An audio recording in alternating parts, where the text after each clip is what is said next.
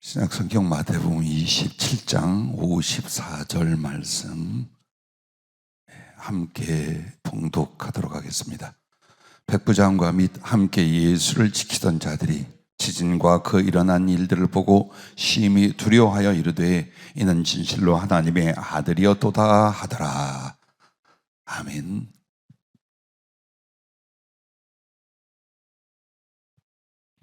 자주 전하거나 나눴던 말씀의 패턴입니다마는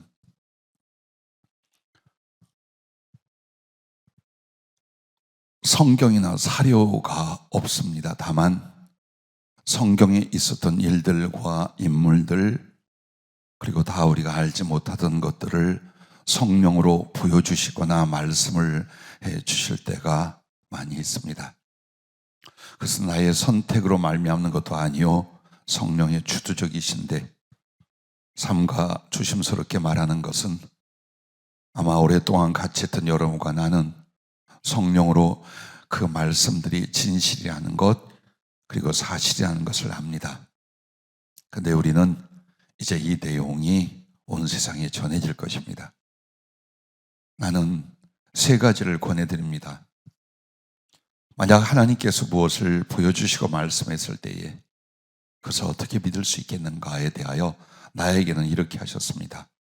다른 모든 신령한 지혜와 은사로 예언을 하거나 진리를 드러내거나 사실에 대하여 주님이 알려주었을 때에 틀린 적이 있더냐? 그렇다면 내가 너에게 성경에 있었던 감춰진 일들이나 좀 더 드러내어 우리에게 교훈으로 삼아야 될 일들을 보여주고 말할 때 틀리겠느냐? 라는 대답이셨습니다. 그리고 두 번째는 성경 안에서 우리의 유추와 거룩한 상상으로 충분히 이해할 수 있고 덕될 수 있는 내용들로 항상 주님은 그때의 사실과 감춰져 있는 것들을 말씀해 주신다는 사실입니다. 즉 성경에 맞지 아니하며 그 뜻과 진리에 위배되는 내용은 전혀 없었다는 것입니다. 그리고 세 번째는 은혜와 덕이 되느냐, 혹은 은혜를 잃어버리고 덕을 상실하게 만드느냐, 여기에 달려있는데 이 셋 다 부합하여 언제나 설교 혹은 간증 혹은 성경 공부 시간에 이 내용을 전합니다. 오늘도 십자가의 증인이라는 제목으로 말씀을 주셨는데, 사실은 성령 안에서 주님과 그리고 주님 십자가 처형을 전부 다 주도했던 그 백부장을 만나게 됩니다. 그리고 나는 한 3시간 정도의 인터뷰와 기도면은 충분히 말씀을 받고 정리하여 올 줄로 알았습니다. 그런데 그 영적인 만남과 기도가 5시간, 6시간 길어지는데 이것을 줄일 수가 없었어요. 그래서 부득이 1시간 정도 지각을 하게 됐습니다. 이 또한 변명을 드리는데, 아무쪼록 나는 오늘 전한 내용들이 글이 되어서 많은 사람들 그리고 후대의 독자들에게도 하나님께서 무엇을 하셨고 성경 안에 또 감춰있던 그 깊은 은혜가 그리고 그 속에 있던 교훈들이 무엇인가를 증언하고자 합니다. 백부장에 관해서 백부장 자신도 또 성령께서도 일러주었습니다. 그때 당시 군인으로서 이름을 불릴 때는 페트리우스라는 이름이었다라고 합니다. 그는 이탈리아 남부 시실리아 출신이었고 귀족 가문 출생이었다고 했습니다. 그리고 이 페트리우스 불렸던 백부장 자신은 본래는 학자나 정치의 뜻을 품고 장성을 했었답니다. 그러나 당시 그 로마는 군 출신 의대주의와 자주 발발하는 전쟁 참여의 요구로 인해서 그는 장교, 군을 선택을 했다고 합니다. 당시 백부장은 로마군에 있어서 최전선 부대로서 백인 부대 둘이 한 소대처럼 연합이 되어 있습니다. 그리고 최상의 큰 규모는 군단입니다. 그 귀신 속에 들어갔는데 네 이름이 뭐냐 할 때 군대라고 말했잖아요. 근데 그게 바로 군단으로서 보병 3,000에서 6, 7천 명 정도, 기병을 포함하여 되는 그 규모예요. 그리고 그것은 이제 점점 조직적이고 그리고 전쟁의 최전선에 나가는 건 소대인데 우리나라식 소대가 아니라 100명, 말은 100명이지만 사실은 80명도 되고 60명도 되고 100명도 더 되고 이렇게 합니다. 근데 그들을 지휘하는 이 백부장 장교는 보통 사람들이 하는 것이 아니라 보통 군대 생활 15년 이상을 해야 된답니다. 그리고는 그들은 실전에서 능력이 탁월해야 했고 자기 부대원들과 생사를 같이 하는 전우회와 리더십과 동목을 갖춰야 했다라고 합니다. 그래서 성경에 나오는 백부장들이 몇 명 있습니다. 가버나움에 자기 그 종을 정말 사랑해서 주님께 나와 믿음을 갖게 됐고 그 종을 살렸던 가버나움의 백부장, 그리고 가이사랴에 있는 이탈리아대의 백부장 고넬료, 또 바울을 예루살렘에 들어왔을 때에 고문과 아주 심각한 위기에 있을 때 건져준 백부장, 또 그 바울을 로마로 호송을 맡았던 백부장 등등이 나오고, 그리고 오늘 예수님의 그 십자가형을 맡았던 백부장 등이 나옵니다. 근데 그들 모두가 이 같은 용맹과 덕목이 참으로 있었습니다. 그리고 이 백부장 페트리우스가 예루살렘에 배치된 것은 3년 정도 되었다라고 했습니다. 그것은 주님의 공생의 시작과 끝을 그도 같이 한 셈이었습니다. 가버나움의 백부장하고는 친분은 없었답니다. 가버나움은 예루살렘과 상당히 떨어져 있죠. 그런데 그는 정말 예수님을 영접하고 기적을 체험한 사람이었죠. 그런데 그하고는 친분은 없었지만 그가 예수 그리스도를 믿게 된 정보는 이미 알고 있었답니다. 예루살렘과 유대 그리고 사마리아 지역 등등에 이 로마의 군대가 배치되어서 치안을 받고 있었습니다. 그런데 예루살렘에 주둔한 로마군은 예루살렘 치안뿐만 아니라 유대 전 지역의 정보 수집과 분석도 함께 하고 있었답니다. 그래서 예수 그리스도에 대한 보고와 확인도 있었고, 그리고 그는 로마와 황제와 그 영광과 자신의 명예가 자기 종교와 같은 사람이었습니다. 그럼에도 유대 땅에 와서 그들을 분석하면서 유일신 여호와 신앙에 대하여 조금씩 알게 되어 갔답니다. 그때에 예수 그리스도와 예수 그리스도의 역사, 그가 전하는 말씀 등등이 그 여호와의 신앙과 합해져서 진리를 듣게 되고 조금씩 깨달아 가고 있던 터였다라고 말합니다. 그리고 그의 고백에 좀 전에 말씀을 소개한 것처럼 자기는 실제로 신보다는 로마 자체가 자기의 종교였고, 황제와 그리고 무엇보다도 로마의 영광 그리고 자기의 명예가 자기에게는 종교와 같았다라는 고백을 들었습니다. 그리고 이 백부장은 이제 조만간 진급을 하게 되고 로마로 돌아갈 수 있게 되었답니다. 그렇게 되면 소위 출세의 가도를 달리게 되고 자신의 꿈에 더욱 가까이 가게 될 수 있는 바로 그런 상황이었답니다. 그런데 예수 그리스도를 만나게 되되 그의 체포와 그리고 재판과 고문을 지켜보게 됩니다. 자, 여기서부터는 이제 앞에 부분은 소개를 하면 백부장의 그 설명과 만남과 고백이었어요. 여기서부터 이제 그 주께서 표현하는 내용으로 여러분에게 전할게요. 주님 이런 표현을 해요. 주님 말씀하시는데, 내가 체포되어 유대인에게 끌려왔을 때에 그 백부장이 인계를 받고 그때부터 내 곁에 계속 같이 있었느니라. 그는 애써 표정과 감정을 감추었으나 나에 대한 신뢰와 동정이 있었느니라. 예루살렘 부대에는 3명의 백부장이 있었는데 하나는 술 중독자였고 곧 퇴역할이었으며 또 하나는 빌라도의 부관으로 일을 하였고 이 백부장은 기동적인 역할을 주로 맡고 있었느니라. 즉 한마디로 출동하고 제압하고 사람 형벌을 주고 전쟁에 나가고 이 역할을 맡은 백부장이 바로 오늘 본문에 나온 그 백부장이라고 소개를 해 주셨습니다. 그는 내가 하는 말을 듣기 위해 항상 귀 기울이며 나를 보호하려고 애를 썼느니라. 법정에서 그는 이미 내가 무죄하며 유대인들의 시기와 미움으로 모함을 받는다는 것을 파악했느니라.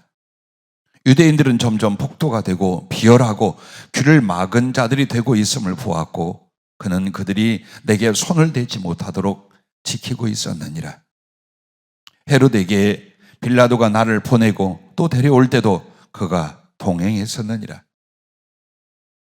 고문을 하고 채찍질을 당할 때도 조금도 자비심이 없고 오히려 더욱 가혹한 형벌을 준비하는 로마 군병들을 제지하여 40에 하나 강한 매질을 제안하여 유대법으로 치리하게 함으로 나를 죽음에 넘기지 못하게 하였느니라.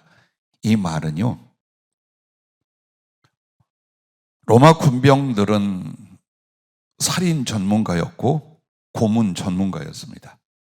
자, 여기 사형이 판결되었어요. 골치가 아픈 사람이고 그리고 그들이 미워하고 적대하시는 유대인들의 어떤 선동자 역할을 했어요. 그러면 자기들에게 넘겼을 때에 이 채찍질 몇 번 하느냐가 아니라 마음대로 가지고 놀 수 있고 마음대로 고문과 고통을 줄 수 있었어요. 그러면 분명히 부러뜨리고 찢기고 죽어가는 상태를 만들어 놓을 수 있었습니다. 실제로 주님 당시에 그 로마 사람들이 사형수에게 때리는 채찍에는 끝에가 나비나 쇠조각 혹은 동물 조각으로 굵은 낚시 바늘같이 갈고리들이 달려 있어요. 그리고 12가닥에서 6가닥의 가죽이 달려 있습니다. 그리고 손잡이는 몽둥이처럼 되어 있어요. 그걸로 한 번씩 때리면은 가서 살점에 들이박히고 잡아당기면 그 살체가 찢어져서 덩어리째 뜯겨 나오는 채찍이에요. 그걸로 만약 옆구리를 맞거나 배 쪽을 맞으면 창자가 터져서 흘러나오고 그걸 맞다가 즉사한 사람도 미쳐버린 사람도 그렇게 많았다는 역사 기록이 있어요. 그리고 그들은 그 채찍질만이 아니에요. 창을 가지고 몽둥이를 가졌으며 그리고 얼마든지 고통과 모욕을 주고 학대할 수 있는 모든 기술과 방법을 가지고 있던 게 그때 당시 예루살렘에 주둔한 로마 군인들이었어요. 백부장은 알았던 거예요. 만약 그들에게 마음대로 해라 했을 경우 이 예수님을 그들이 얼마나 잔악하게 대할 것인가 알고 어떻게 했느냐. 유대인의 율법에는 40대를 넘기면 안 돼요. 그래서 40에 하나 가만, 그러니까 최대한 때려도 39대까지만 때리게 되어 있어요. 유대인이고 유대인이 재판을 하는 거니까 우리가 하지 말고 유대인의 법대로 40에 하나 가만 매를 때려라. 그 이상은 하지 마라. 이런 식으로 주님을 보호하기 시작을 했습니다. 왜냐하면 자기 마음에 옳은 분이에요. 의인이에요. 억울한 사람이에요. 아직은 그가 정말 하나님인지 그 아들인지는 몰라. 그러나 아무리 전쟁을 치르고 사람을 죽이고 유대인들을 대적하고 있는 처지지만 의가 무엇인지, 명예가 무엇인지, 진실이 무엇인지는 그래도 이 사람이 분별을 하던 사람이에요. 그리고 쭉 3년 동안 예수님에 관하여 여호와에 관하여 듣고 마음속에 호감을 갖고 있었던 터였다라고 말합니다.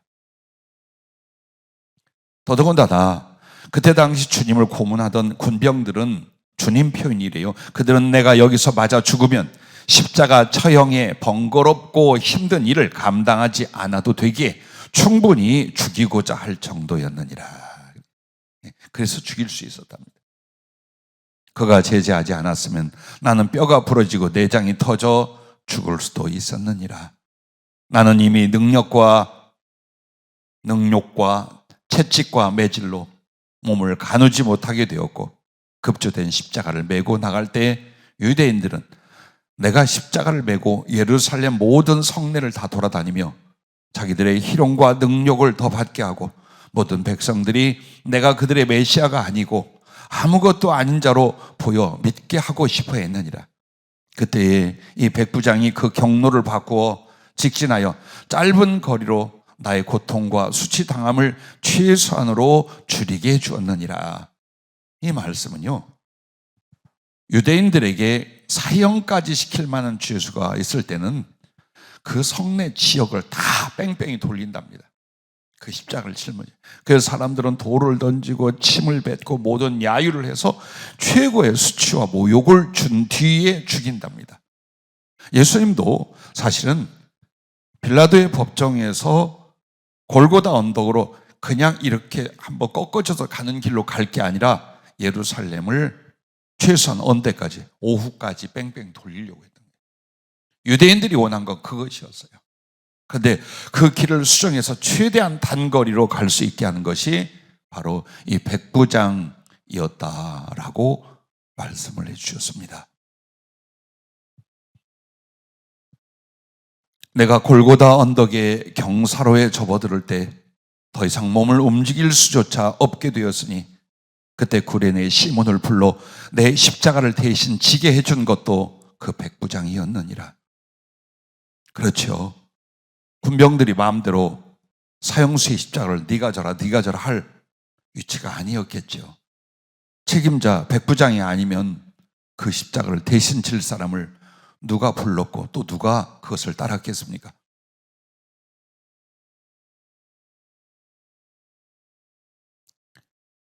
내게 누군가 물을 주고자 할 때 그가 마시게 하였고 마리아와 여인들이 통곡하며 나를 따를 때 그들을 성난 군중 사이에서 보호했느니라.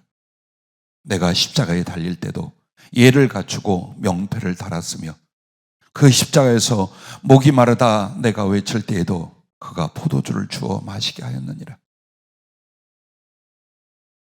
주님이 피땀을 쏟고 쓰러졌을 때에 누군가 예수님께 물을 떠서 드리려고 하는데 절대 그 행위를 못하게 합니다. 그런데 백부장이 그 물을 주어서 예수님의 목을 죽이게 했답니다. 그리고 주님이 모친 마리아와 여인들이 통곡하며 예수님의 뒤를 따릅니다. 그들을 그 성난 군중들, 악한 유대인의 지도자들에 의하여 얼마든지 제재하고 또 살해할 수도 있는 상황이에요. 그런데 그 여인들이 십자가 밑에까지 와 있을 수 있었던 것은 바로 백부장과 지시를 받은 군인들의 보호가 있었대요. 그리고 여러분이 항상 들은 그 신포도주 그 준비는 유대인들이 한 게 아니랍니다. 사형을 집행하는 로마 군인들이 했고 또 그것을 이렇게 해용에 꿰어서 높이 있으니까 마시게끔 허락을 해준 것이 바로 이 백부장이었다고 주님이 그 얘기를 하셔요. 그래서 주님이 이렇게 표현하십니다. 나는 그에게 냉수 한 그릇이라도 대접하는 자에게 그 상을 결코 잃지 않을 것이라는 약속대로 나를 향한 그의 선의에 대하여 세 가지를 상으로 주었노라. 첫째는 그의 눈을 열고 귀를 열어 진리를 보고 깨닫게 하였느니라.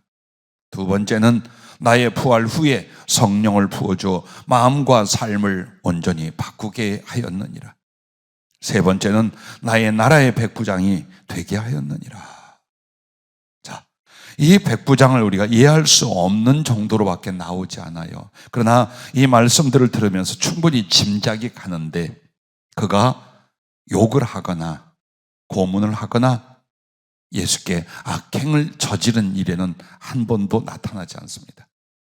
그러나 호감을 갖고 충분히 이와 같이 예수님께 선의를 베풀고 긍휼과 동정을 베풀었다는 건 우리가 충분히 믿어 이해할 수 있는 부분이지요. 그런데 주님은 그 작은 선행에 대하여 그 사람에게 놀라운 은총을 주셨어요. 그게 뭐냐? 진리를 분별하고 깨달을 수 있게 한 거예요.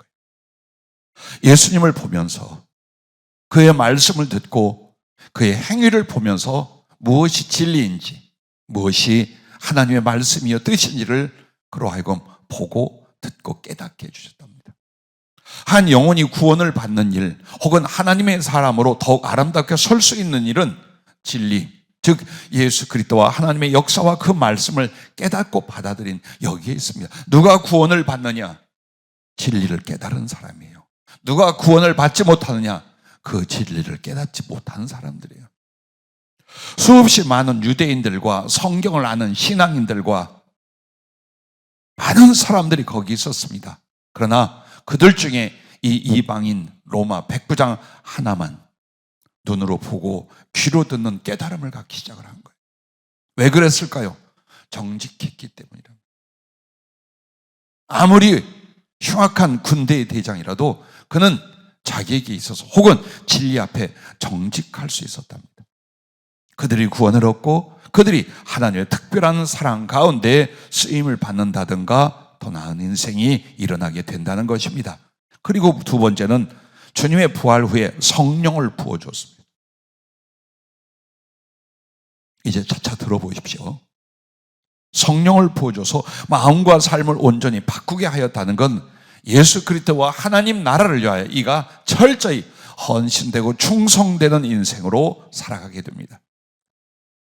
그리고 세 번째는 나라의 백부장이 되게 했느니라. 이 말은 주님 나라에서 장로가 되고 주님 나라에서 보좌 앞까지 올 수 있는 그런 영성과 충성과 사랑의 사람으로 주님이 사용하고 상을 베풀어 주신다는 말씀이었습니다. 자, 백부장의 고백으로 넘어갑니다.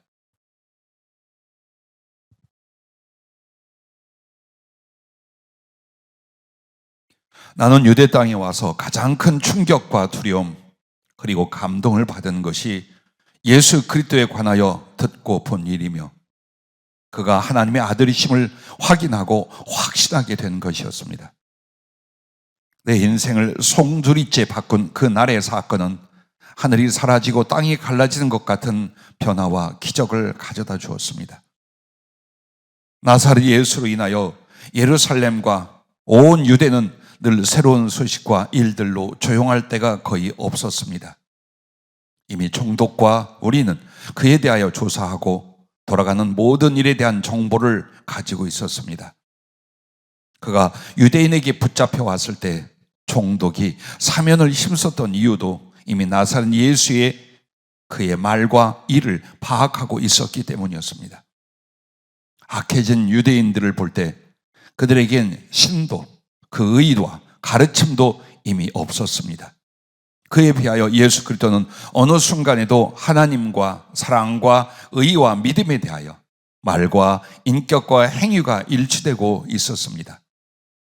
총독이 유대인과 그 결과를 두려워하여 예수 그리스도를 결국 내어주었고 십자가형은 진행이 되었습니다.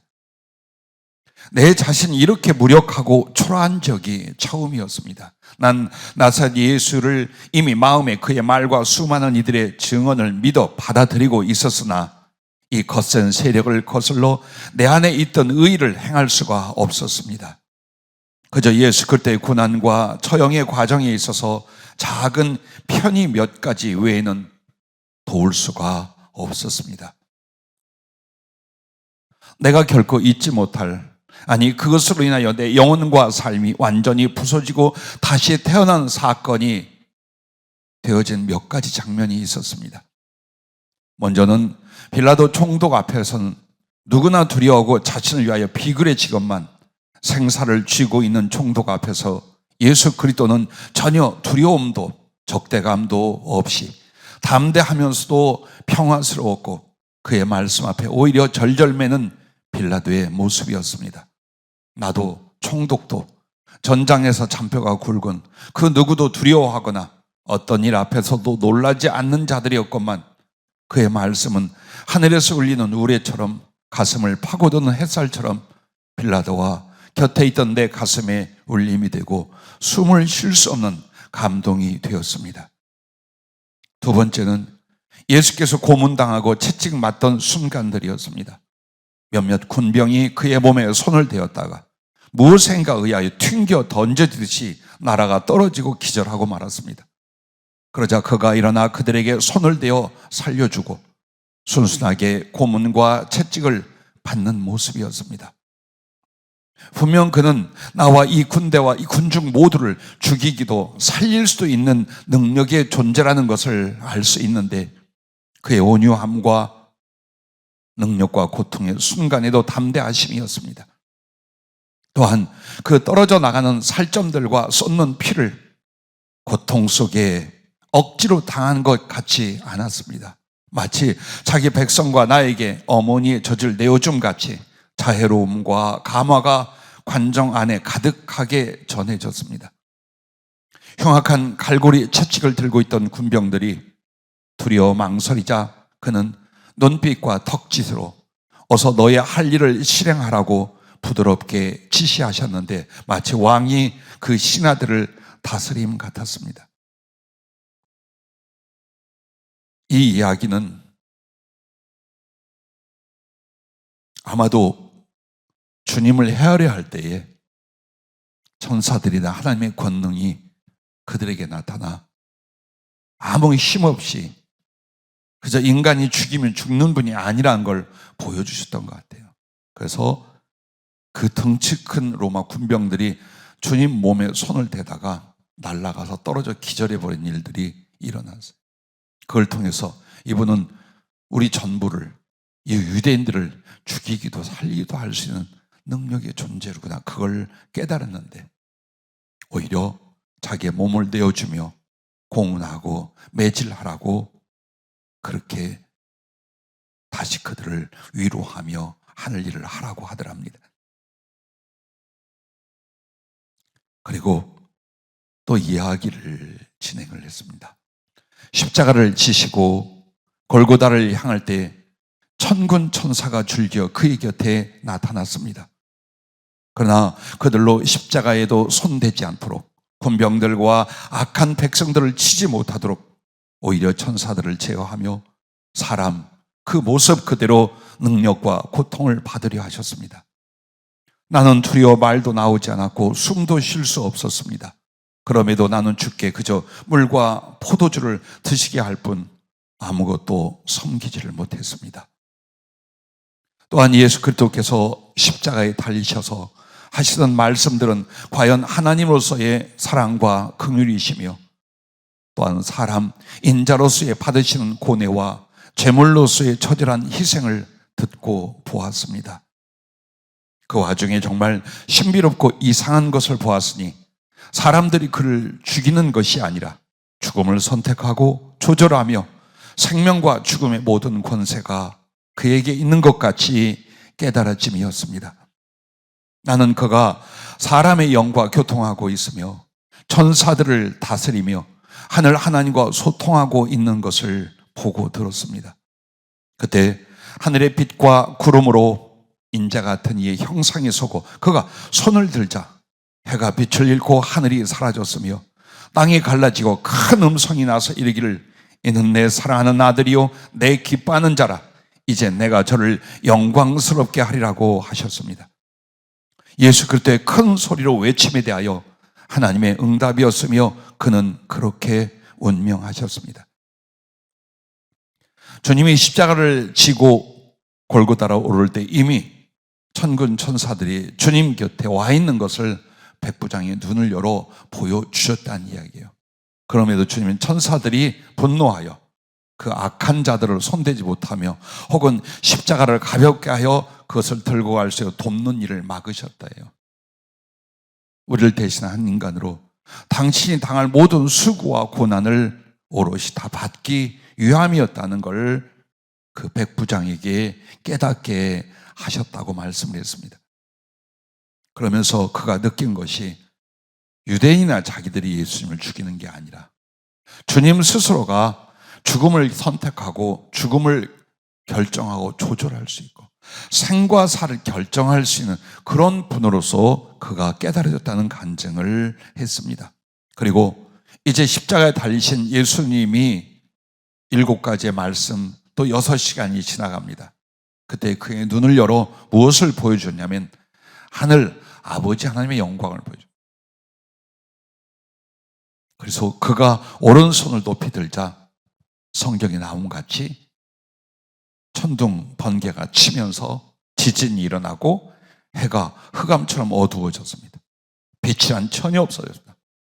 그런데 그렇게 되어진 상황에 그는 하늘에서 나는 소리를 듣게 됩니다. 우리가 잘 아는 이는 내 사랑하는 아들이요 내 기뻐하는 자라. 내가 저를 영광스럽게 하리라.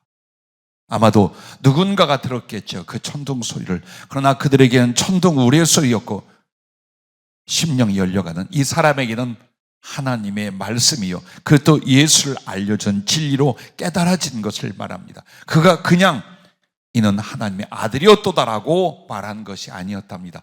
그렇게 고백하고 간증하고 인생을 바뀌기까지 그 작은 선행과 작은 정직이 대하여 예수께서 무엇을 어떻게 하셨는가를 이렇게 말씀하고 보여주고 계십니다. 계속 백부장은 이런 고백을 했습니다.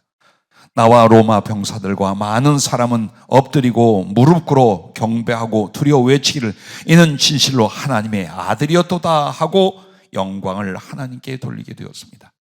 예. 복음서에는 간단하게 그 하늘과 땅의 천재지변 같은 역사가 일어나고 예수님이 무엇이라 말하고 소리를 치며 돌아가신 거기 그 모습을 보고서 하나님의 아들이었도다라고 고백한 것처럼 나와요. 그러나 실상 이 사람은 계속해서 하나님의 말씀을 듣게 됩니다. 그리고 예수님에 대하여 정직한 판단을 하기 시작을 합니다. 그리고 그에게 할 수 있는 작은 선의를 베풀게 됩니다. 자, 이것만으로도 구원하고 이것만으로도 그는 그때 증인이 될 수 있도록 주님은 바랄 수 없는 우리의 작은 믿음의 행위 위에 10,000가지의 은혜를 베푸는 하나님의 사랑과 섭리는 그에게도 나타났었다는 겁니다. 하늘과 땅이 진정되고 모두가 예수님의 십자가 곁을 떠나간 후에 나는 그때의 십자가와 그 근처에서 그의 3가지 물건을 영원히 그분을 기억하기 위하여 가져왔습니다. 버리고 간 주님의 겉옷, 그리고 머리에 아직도 꽂혀있는 가시관과 그리고 그 위에 박아둔 유대인의 왕 나산 예수 명패를 가지고 왔습니다. 내가 당신을 기억하고 기념할 수 있는 것으로서 이것들을 내 평생의 교훈과 삶의 내용이 되었으니 가시관은 당신을 위해서라면 기꺼이 고난을 선택할 수 있게 했으며 겉옷은 나와 나의 삶이 아닌 예수 그리스도를 위한 삶이 되는 것이었고 그 명패는 나의 명예, 나의 사랑, 나의 이름이 되게 하였습니다. 그랬대요. 이미 예수님이 죽으신 뒤 그가 하나님의 아들이요 구주 메시아라는 걸 확인했고 그 다음에 받아들였어요. 근데 이분을 어떻게 내가 영원히 믿음으로 기억하고 무언가 가슴속에 두고 싶었는데 밑에서 그 군병들이 예수님의 겉옷을 가져가기 위해서 제비뽑기를 하다가 이 상황이 되자 그것도 챙기질 못한 거예요. 그래서 피를 뿌린 그 십자가 밑 저만큼의 주님의 겉옷이 있더랍니다. 그래서 그것을 챙겼대요. 그리고 예수님의 시신에 아직 박혀있는 그 십자가 위에 가시관을 뽑았답니다. 그리고 예수 그때 십자가 맨 꼭대기에 있는 유대인의 왕 나산 예수 그 패를 띄었답니다. 그리고 그걸 순교하는 날까지 가지고 있었대요. 그래서 가시관을 보면서 어떤 고통과 고난이 와도 내가 주의 길을 가고 주님을 위해서는 이 고난을 선택하겠다는 거룩한 의지를 북돋게 되었다 그래요. 그리고 주님의 옷을 보면서 나는 없다. 내 인생과 내 삶은 없다. 이제 나는 나를 대신하신 예수님을 위한 삶밖에 없다. 그래서 정말 그가 모든 걸 다 바꿔요. 그리고 얼마나 멋진 간증이요. 정말 한참 동안 울먹여 어찌할 바를 몰랐던 것이 그 예수님의 명패, 그것을 가지고 이는 나의 명예, 나의 사랑, 나의 이름이 되게 하였습니다. 그러는 거예요. 나는 처음에는 환상으로 나타나고 보여준 말씀들을 기록자로 있었어요. 근데 점점 나하고 예수님과 이 백부장과의 사이에 내가 서기 시작을 하는 거예요. 난 어떻게 살아왔는가? 나는 이 사람보다 은혜를 덜 받았는가? 난 이 사람보다 더 진리와 사랑을 덜 받았는가? 아니요. 어쩌면 1000배, 1000배였어요. 이 사람은 길면 3년, 짧으면 몇 시간이었어요. 그럼에도 그는 초지일관, 자기 전체를 주 예수께 드리는 삶의 전환과 거룩한 믿음의 실천을 이루게 됩니다. 백부장이 이유에 대해서 이렇게 고백을 했습니다. 나는 이미 예수 그리스도의 부활을 들었고 당연하게 여겼습니다. 주의 무덤을 지켰던 로마 경비병들은 내가 신임하고 아끼는 부하들이었습니다. 결국 내가 그리스도인이 되었을 때 그들도 나와 함께 그리스도의 제자가 되었습니다. 기억나시죠? 유대인들 생각에 분명히 부활한다 했으니까 시체를 가져가 놓고 부활했다고 헛소문을 낼 거다. 빌라도에 가서 그래서 지켜라. 그러므로 경비병을 둡니다. 그런데 그 경비병들이 사실은 그의 신임을 얻는 부하들이었대요. 그리고 그들은 그걸 지키다가 빈 무덤을 본 게 아니에요. 천사들도 봅니다. 혼비백산합니다. 그들은 결국 주 예수 그리스도의 부활의 증인이 됩니다. 그러므로 이 백부장이 그리스도인이 되었을 때 그들도 함께 예수님을 영접하고 주의 제자가 되었다라고 이야기를 해줬습니다. 나는 이제 더 이상 로마의 군대 백부장으로 살 수가 없었습니다. 수소문하여 그리스도의 제자들을 찾았고 그들과 함께 부활하신 예수 그리스도를 뵙게 되었습니다. 그리스도를 뵙고 경배하며 무한한 감사와 서원을 드렸습니다. 사람들을 죽이고 자기를 죽여가던 그리고 헛된 것을 숭상하며 죄 가운데 살던 나를 만나주시고 살려주셨으니 이 은혜를 무엇으로 갚겠는가? 오직 나의 삶과 생명을 그리스도께 드리며 그의 증인으로서 로마로 돌아가겠다고 말씀을 드렸습니다. 주님은 나를 매우 기뻐하셨고 사랑하셨습니다. 제자 요한에게는 나를 가르쳐 너의 형이니라 하셨고 베드로에게는 나를 가르쳐 너의 아우이니라 하시며 이방과 로마의 전도를 말씀해 주셨습니다. 주님 부활 40일을 함께하며 바울이 말한 부활의 증인 500여 형제 가운데 있었고 다락방에서 간절히 기도하다가 성령 충만을 받은 120의 형제 가운데도 내가 있을 수 있었습니다. 그 나는 로마로 돌아갔고 전역하여 사업과 정치를 주께서 열어주셔서 그 업을 그 길을 진행하며 가난한 자들도 고귀한 자들도 모두 만나 복음을 전하고 증거할 수 있는 환경과 위치를 주께서 주셨습니다. 나는 황실도 드나들 수 있었고 행정관들이나 무역업을 하는 자들과 장군, 장교들을 만나 복음을 전하게 되었습니다. 자, 로마로 그렇게 주님 말씀을 따라 성령을 받고 돌아갔답니다. 그리고서 복음을 전하는데 그에게 주님이 이제 군대를 전역하게 하고 그리고서 사업을 열어주시며 정치 참여가 가능한 길을 만들어주셨대요. 그렇게 해서 가난한 사람, 노비들 할 것 없이 누구에게나 복음이나 긍휼을 베풀 수 있었고 그리고 정치하는 사람들, 군대의 장관, 장교들 혹은 무역하는 사람들 각종 종교의 그리고 정치의 지도자들 다 만나 황실까지 드나들 수 있는 권세와 권한까지 성장을 했어요. 그런데 그는 자기의 주신 물질이나 권세나 모든 위치와 권한을 정말로 복음을 전하는 일, 그리스도를 증언하는 일을 위하여 다 바쳤습니다. 그리고 네로의 때가 됐습니다. 네로 황제의 강력한 핍박에 대해 나는 제일 먼저 체포되었습니다. 선동자와 반역자라는 죄명으로 십자가 처형을 당하게 되었습니다. 그날 그리스도께서 나를 찾아와 주셨습니다.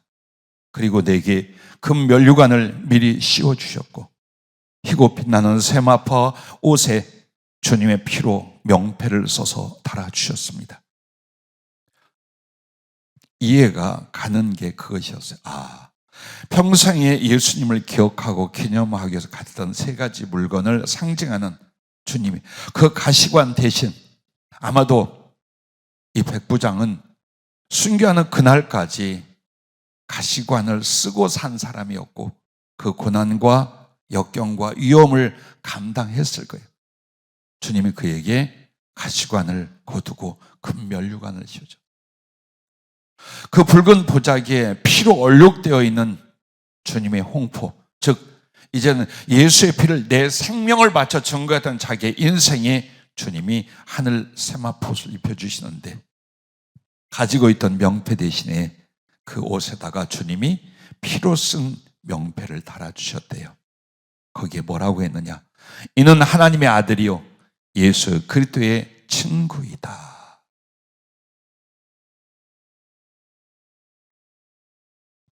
그 글자를 명확하게 보여주셔요. 피로 쓴 이는 하나님의 아들이요 예수 그리스도의 친구이다. 그것을 자기가 받고 입게 되었대요. 내 시신은 그 후 불태워졌고 나의 아내와 가족들도 모두 내 뒤를 따라 순교의 영광을 얻게 하셨습니다. 여기까지입니다. 가슴이 하도 아프기도 하고 감동되어서 쉬어야 했고 기도해야 했고 받아 적어야 했고 그 뒤 다시 정리하여 타이핑을 하는데 한 5-6시간을 집중했어요. 그리고 주님도 주님이지만 백부장의 얼굴과 수염, 그가 입었던 갑옷과 그가 로마에서 활동하던 모습이 전혀 잊히지 않아요. 왜 오늘 말씀 제목을 십자가의 증인이라고 했을까요? 여러분과 나는 이 백부장만큼 은혜를 못 받았습니까? 이 백부장만큼 주님의 사랑을 못 받았습니까? 그 사람은 어째서 이렇게 살았을까요? 그는 왜 호의호식하고 영광과 행복을 내려놓고 죽음을 선택할 수 있었을까요? 아마 2023년 고난주간엔 주님이 당신의 그 아픔과 고통을 말하는 것보다 그 고난과 십자가 곁에 있던 사람들의 변화, 그들의 사랑, 그들의 충성을 우리한테 소개하시는 것 같아요. 내일은 또 누구를, 어떤 일을 보여줄지 몰라요. 오늘 우리 이 백부장을 통해서 3가지를 기억하십시오. 진리 앞에 정직하라라는 겁니다. 여러분의 믿음, 하나님의 말씀을 받았어요. 그렇다면 결단하고 행하는 거예요. 그게 진리 앞에 정직이랍니다. 백부장이 그리하여 구원을 얻었고 그렇게 하나님의 크신 은혜를 받고 쓰임을 받았던 이유가 진리 앞에 겁쟁이, 머리 쓰는 자, 간사한 신앙이 아니었던 거예요. 두 번째는 어느 때 누구에게나 선을 행하라는 거예요. 그가 하나님의 아들인지 인류를 구원할 구세인지 몰랐어요. 다만 옳은 사람이 억울하게 재판을 당하고 고문을 당하고 몰리는 것에 대하여 자기 마음속에 의분이 일어났고 그를 어떻게든지 작은 도움이라도 주려고 했던 것이, 예수님은 그에게 냉수 한 대접이라도 대접한다면 결코 그 상을 잃지 않을 것이다 라는 것처럼 그리스도를 향한 그 거룩한 호의에 대하여 모든 걸 다 주셨어요. 여러분의 사랑, 사람들에게 복음을 전하고 선행을 하는 것들에 대하여 멈추지 마십시오. 그리고 헤아리지 마십시오. 제일 우리에게 불행한 게 뭔지 아니까 머리 쓰는 그리스도인이에요. 믿음 생활도 하고 이익도 얻고 어떻게 보면 손해 안 보고 이렇게 교회 생활, 신앙생활 하는 사람, 선을 베푸는 것, 사랑을 행하는 것 좀 바보스럽고 부족해야 됩니다. 단 가슴이 있어야 돼요. 주께 주신 은혜와 이 사랑을 나누기 위하여 반드시 주님 갚으심을 보았습니다. 그리고 마지막 3번째가 주님과 나의 전부를 바꾸라는 거예요. 여러분과 내가 머뭇거립니다. 내 것은 소중한 것이요 하고 삽니다. 끝까지 예수님의 사랑의 깊이로 못 들어가고 그의 강한 팔에 붙잡혀 쓰임 못 받습니다. 아껴보십시오. 시간 아끼고 물질 아끼고 몸 아끼고 마음 아끼고 내가 쓸 수 있고 원하는 것은 다 하는데 주께는 그렇게 해보십시오. 뭐가 남는가? 주님은 진리이시라 거기에 맞는 대접만 하십니다. 그러나 오늘 이 백부장처럼 어제 구린의 시몬처럼 얼마나 화끈해요. 은혜 받고 진리 알고 생명 얻었으니 모든 걸 다 바칠 수 있는 이 결단과 거룩한 용기, 그 사람이 바로 주님 앞에 주님 당신의 전부를 받는 자가 될 줄로 믿습니다. 기도하겠습니다.